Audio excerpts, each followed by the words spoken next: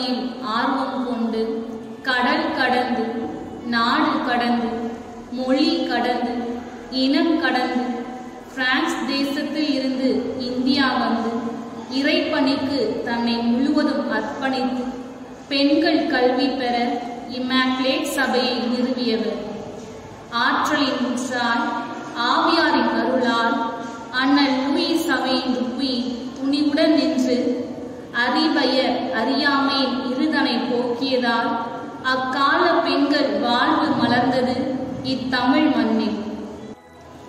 இவர் பிரான்ஸ் தேசத்தில் சான்ஸ் என்ற ஊரில் 1806ஆம் ஆண்டு ஆகஸ்ட் மாதம் 18ஆம் நாள் எத்மே லூயிஸ் சவேனியின் துப்பி வித்துவார் ரெமி என்ற தம்பதியருக்கு 2வது மகனாக பிறந்தார். இவரின் தந்தை திராட்சை தோட்ட தொழிலதிபர். சான்ஸ் எத்தியே சான்ஸ் என்ற பங்கு ஆலயத்தில் லூயிஸ் சவேனியன் என்ற பெயர் சூட்டப்பட்டு ஞானஸ்தானம் பெற்றார். லூயிஸ் என்பது இவரது குடும்ப பெயர். ஆகவே இவரை லூயிஸ் சவேனியன் துப்பி என்று அனைவரும் அழைத்தனர். இவர் பிரான்ஸ் நாட்டில் உள்ள சான்ஸ் நகரில் இயேசு சபை குருக்கள் நடத்தும் பள்ளியில் தொடக்க கல்வியையும் செபாஸ்டின் சபை நடத்தும் பள்ளியில் உயர்கல்வியையும் பெற்றார். பின் இறைப்பணிக்கு தன்னை அர்ப்பணித்துக் கொண்டார். 1829ஆம் ஆண்டு மே திங்கள் 24ஆம் நாள் தனது 23வது வயதில் சான்ஸ் மறைமாவட்டத்தில் மறைமாவட்ட குருவாக குரு பட்டம் பெற்றார். பின் அதே மறைமாவட்ட குருத்துவ கல்லூரியில் பொருளராகவும் அதன் பின் ஆயரின் செயலராகவும் பணி செய்தார்.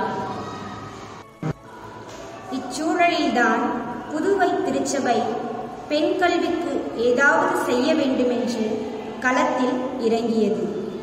பெண் கல்வி கற்றால் குடும்பத்தில் பக்தி வளரும், பண்பாடு வளரும், கலைகள் காவியங்கள் தோன்றும், வீடு இன்ப பூங்காவாகும். அதன் வழி நாட்டில் நல்ல முன்னேற்றம் காணலாம் என பேரவை உணர்ந்தது. ஆகவே பெண்களுக்கு கல்வி கற்க கன்னியர் சபை ஒன்றை நிறுவுதலே சாலச் சிறந்தது என துப்பி அடிகளார் தனது கருத்தை பேரவையில் முன்மொழிந்தார். பேரவையில் தந்தை அவர்கள் கருத்திற்கு மதிப்பளித்து அம்மாபெரும் பணியினை செயல்படுத்த தகுதியுடையவர் துப்பி அடிகளார்தான் என அவரிடமே ஒப்படைத்தனர்.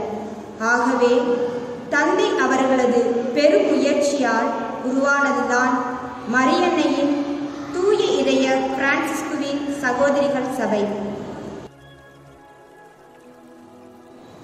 1844ஆம் ஆண்டு அக்டோபர் 16ஆம் நாள் புனித தெரசால் வீதியில் ஒரு வாடகை வீட்டில் அன்னம்மாள், தெரஸ் மேரி, கார்மீன் சகோதரி தெரசம்மாள், சவரியம்மாள் என்ற நவ கன்னியராகிய 4 சகோதரிகளை கொண்டு இச்சபையை தோற்றுவித்தார். அடிகளாரும் கன்னியர் 4வரும் குடிசை வீடுகள் சூழ்ந்த பகுதிகளுக்கு சென்று பிள்ளைகளை அழைக்க முனைந்தனர். உழைப்பவர்களுக்கு வறுமை பெரிதல்ல, முயற்சிப்பாருக்கு தோல்வி பெரிதல்ல என்ற கொள்கைக்கு ஏற்ப தங்களை முழுமையாக அர்ப்பணித்துக் கொண்ட அடிகளாரும் கன்னியர்களும் மக்களை திசை திருப்ப பல முயற்சிகளை மேற்கொண்டனர்.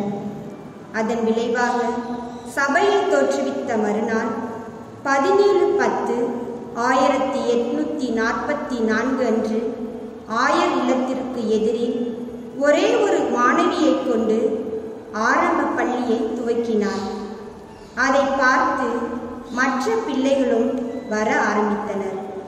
அதன் பின் தடுக்க நினைத்த அனைத்து பெரியோர்களும் தந்தையின் நல் முயற்சியை கண்டு தலை